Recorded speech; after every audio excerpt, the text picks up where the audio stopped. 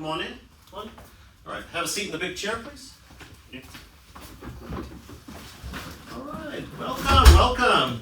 I'm Dr. Cool, and I'll be working you up today. Can you tell me what your name and your date of birth for the record is? Christopher Owens, 11/28/1977. Excellent. At this point, I look at the chart and I look at our follow-ups, see what imaging was ordered, and go ahead and add those orders to the chart even before we get started. Next thing we'll do is we'll check visual acuity, hand the patient the occluder with the eye in the right direction. And if you could read the line on the chart, please. Z, D, P, T, Q, V. Now you can use the keyboard to alter what lines are shown on the chart, and we'll cover that in a separate section.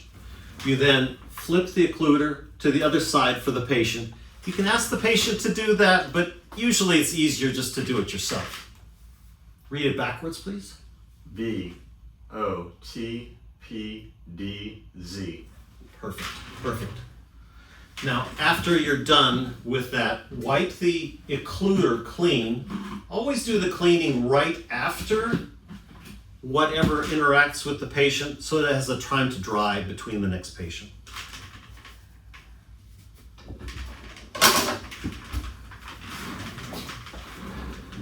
Next, we'll check pupils.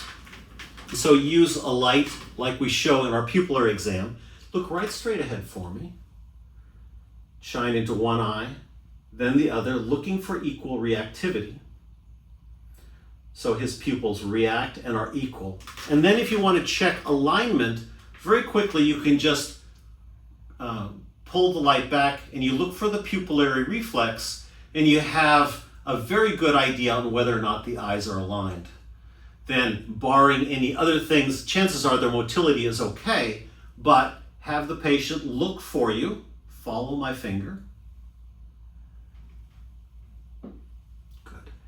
And the light stayed single the whole time, correct? Correct. Okay, good. Now you want to check a visual field. There's a number of ways to do that, but one of the most efficient ways is just with your lighted finger. If you cover the patient's eye on one side, close your eye on the same side, and have the patient look straight ahead, hold the light behind them, and ask them to tell you when do they see the light. See it. See it.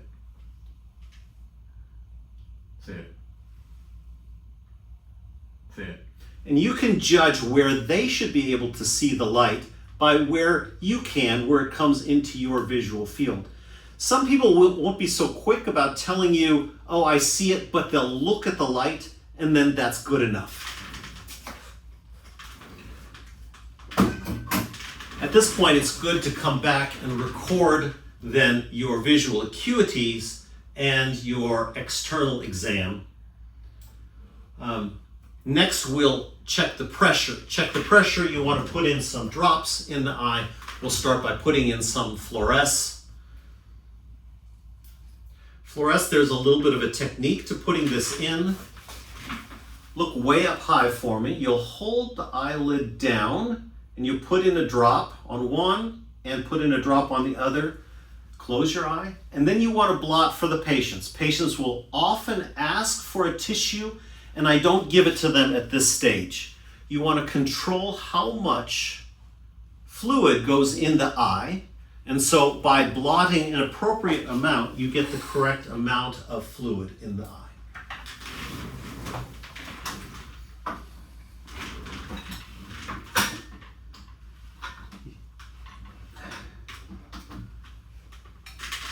Next, you'll use the slit lamp and the applanation tonometer to check the pressure. If you can put your chin right up here for me. You want to adjust the patient's height so that their forehead can be up against the bar, and that you want the middle of their palpebral fissure to be about where the black line is on the side. You adjust the slit lamp and tonometer so that the light is on blue. It is a large a large spot of light and as bright as you can have it.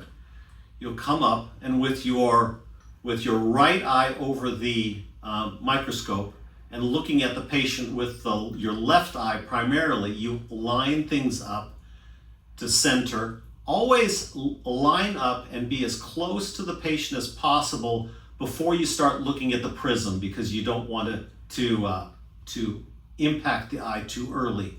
Then when you're very close, then look at the prism and push forward until you get a proper pressure reading. Adjust this. Switch over to the other eye and do the other eye at the same time. At this point, it is a good idea to also look at the patient through the slit lamp. You have them already aligned. Look at the cornea and anterior chamber for any abnormalities, and it is just a darn good learning experience to be able to do that. Go ahead and sit back for me. At this point, you'll also clean the prism. Again, clean the prism before you go on to anything else, and you want to do that immediately after use and not before it, because you want that alcohol to dry. If you leave it wet, you'll give the patients a nice corneal abrasion, which they will not appreciate. Record that number in the chart, and then the next thing you want to do is start putting in the dilating drops. We want to get folks dilated as soon as possible, and so by putting it in now, before you've gotten other parts of the exam, makes things much more efficient. We use two types of agents to dilate the eye, tropicamide and phenylephrine. They both have red caps on them. One of them, the tropicamide, will paralyze the iris sphincter. The other one will cause dilation of the pupil. The two together are much more effective than one by itself. Again, putting in drops, I'm not going to put in drops on him today, but putting in drops will involve, look way up high for me, you put one drop in by pulling the eyelid down and instilling a drop in the inferior fornix. Have them close their eye. A lot of times there'll be a little runoff. Again, blot for them rather than allowing them to do that initially. Let them wait maybe 10, 15 seconds. Ideally would be a minute, but we rarely have time to do that in clinic. Look way up high again for me. And again, one drop in each eye. Close your eye. We blot. And then with their eyes closed, you can start talking to the patient and starting to get some initial history. So you start with a chief complaint. What brings you in to see us today? I feel like I got some blurry vision in my right eye. Okay. And you want to record, again, blurry vision, right eye, and you can record both a chief complaint, and he also told us some important things about this, that it's unilateral. How long has it been there for? 6 months. 6 months.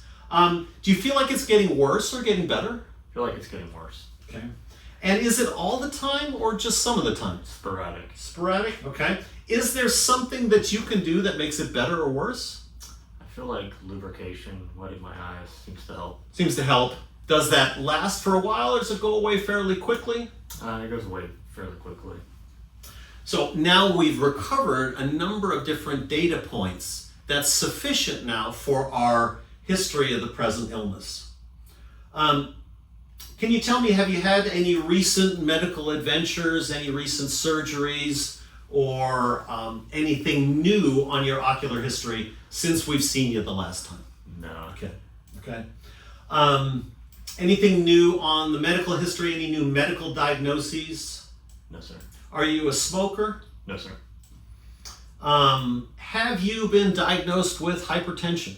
I have not. Okay. Any recent falls? Nope. What are you using for medications for your eye? What kind of drops do you use in there? Like a Visine. Okay. So we want to record Visine under ocular history.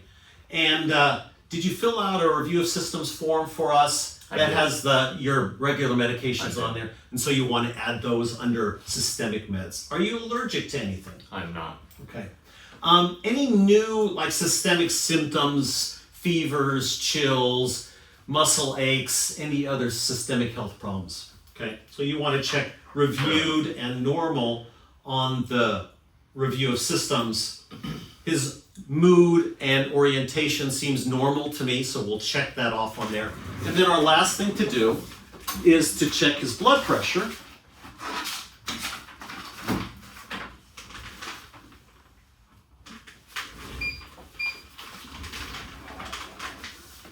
So we'll set that up. And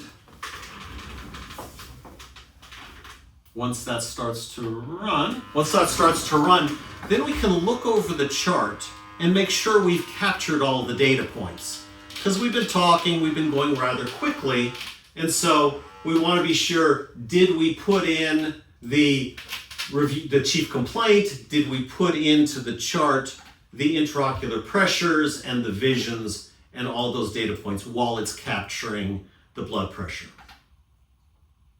And that gives us a few minutes here to review what we've done before we go on. Once it captures the blood pressure, then we'll enter that into the system, and most importantly, then we will save our current exam. At that point, we're done with the initial workup, and we will move the patient both on the tracker and physically to the next location, either the dilating room or one of the exam rooms.